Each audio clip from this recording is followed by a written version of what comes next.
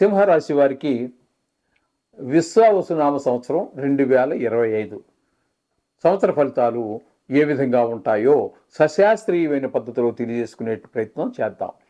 ఇక్కడ అతిశయోక్తులకి తావు లేదు. అలాగే మిమ్మల్ని భయభ్రాంతులు చేసేట ప్రయత్నం కూడా ఏమీ జరగదండి. శాస్త్రం ఎంతవరకు చెప్పిందో అంతవరకే చెప్పడం జరుగుతుంది. ఇందులో నా పైత్యం కానీ నా కవిత్వం కానీ నా ఏమీ ఉండవండి. శాస్త్రం వరకే చెప్పడం జరుగుతుంది.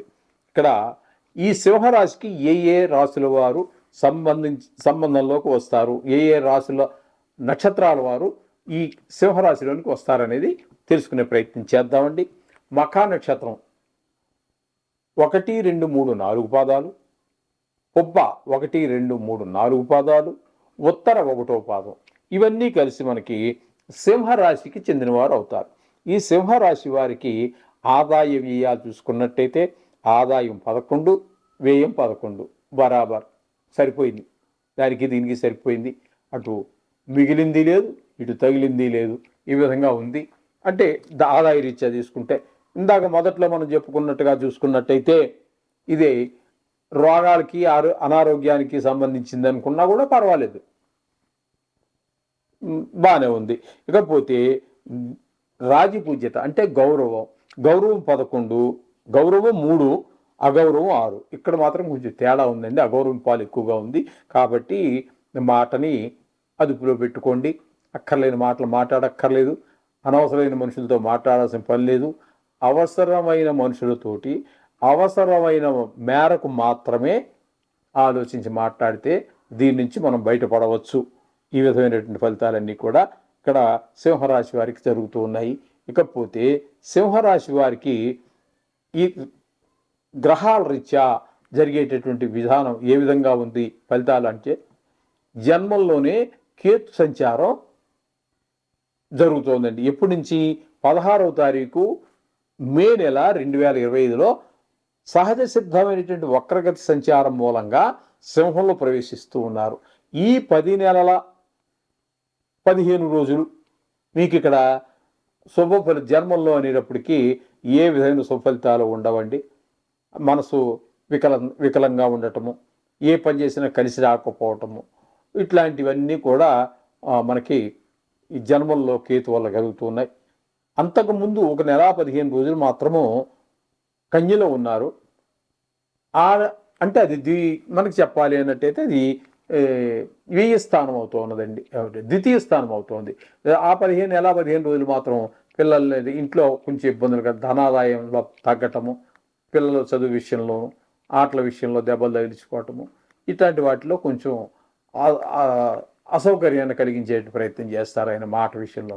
ఈ విధమైన ప్రయత్నం అంటే కేతు గ్రహము ఈ సింహరాశి వారికి సంవత్సరం అంతా అనుకూలత లేదు. తదుపరి ఇక్కడ మనం తీసుకున్నట్టయితే శని భగవానుడు సప్తమంలో 17వ తారీఖు 4వ నెల కేవలం 17 రోజులు మాత్రమే మనకి సప్తమంలో ఉంటారు. ఇక్కడ భార్యాభర్తల మధ్యన కొంచెం ప్రతికూలమైనటువంటి ఫలితాలు ఉండటము, ఈవిడ మాట ఆయన పెడచెవని పెట్టడమో లేదా ఆయన మాట ఈవిడ పెడచెవని పెట్టడమో జరుగుతూ ఉంటుంది. అలాగే ఎవరన్నా జాయింట్ వ్యాపారాలు చేస్తూ ఉంటారు కొంతమంది, ముగ్గురు నలుగురు కలిసి. ఎందుకంటే ఒకరి దగ్గరే అంత ధనం లేని కారణంగా 2, 3 కలిసి, అంటే పెద్ద ఇన్వెస్ట్మెంట్ పెద్దది ఉన్నది, అంటే పెట్టుబడి ఎక్కువ ఉన్నది, ఒకరి వల్ల కాదు, కానీ అందులో లాభాలు ఉన్నాయని వాళ్ళకి తెలుసు. అప్పుడు ఏం చేస్తారు? 2, 3 జాయింట్ చేసుకుని వీళ్ళందరూ కలిసి వ్యాపారం మొదలు పెడతారు. ఆ పెట్టుబడి పెట్టినటువంటి నిష్పత్తి ప్రకారంగా వచ్చినటువంటి లాభాలు కూడా తీసుకుంటూ ఉంటారు.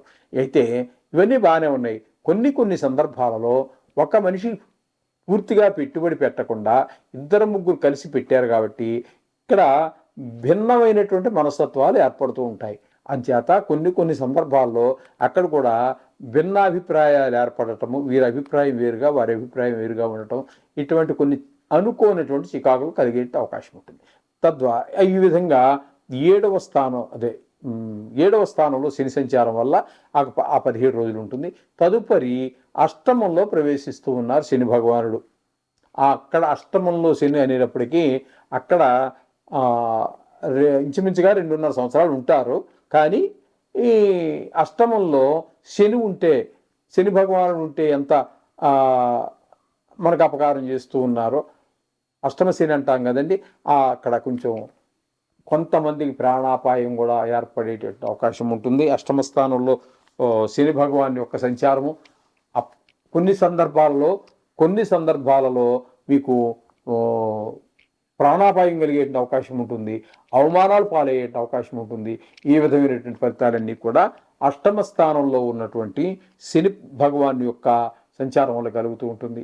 అదేవిధంగా 7వ స్థానంలో రాహుగ్రహం ఇంచుమించుగా 10 నెలల 15 రోజుల పాటు ఉంటుందండి. ఇక్కడ అంతకుముందు అష్టమ స్థానంలోనే రాహు సంచారం జరుగుతోంది. అష్టమ స్థానంలో రాహు సంచారం అష్టమ శని సంచార ప్రభావంలాగే ఉంటుంది.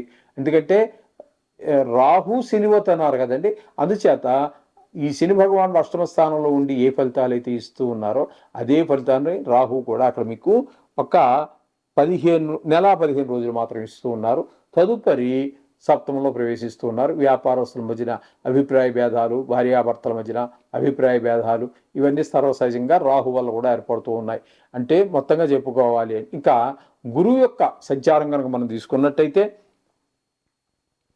గురువు యొక్క సంచారం మనకి 8వ తారీఖు 5వ నెల 2025 వరకు, అంటే నెల మీద ఒక 8 రోజులు మాత్రము దశమ స్థానంలో ఉన్నారు. అక్కడ ఉద్యోగపరమైన చికాకులు ఏర్పరిచే అవకాశం ఉంటుంది. అనుకున్నటువంటి లాభాలు రావు. ఈ విధమైన ఫలితాలన్నీ అక్కడుంటే, తదుపరి ఏకాదశ స్థానమైనటువంటి మిథునంలో ప్రవేశిస్తూ ఉన్నారు. ఇక్కడ సంవత్సరం మొత్తం అంతా అక్కడే ఉండడం జరుగుతుంది. ఈ సంవత్సరం అంతా కూడా గురువు మీకు అనుకూలమైనటువంటి చక్కటి ఫలితాలన్నీ ఏర్పడుతూ ఉన్నాయి. ఏకాదశ స్థానం కాబట్టి లాభం పెరుగుతుంది.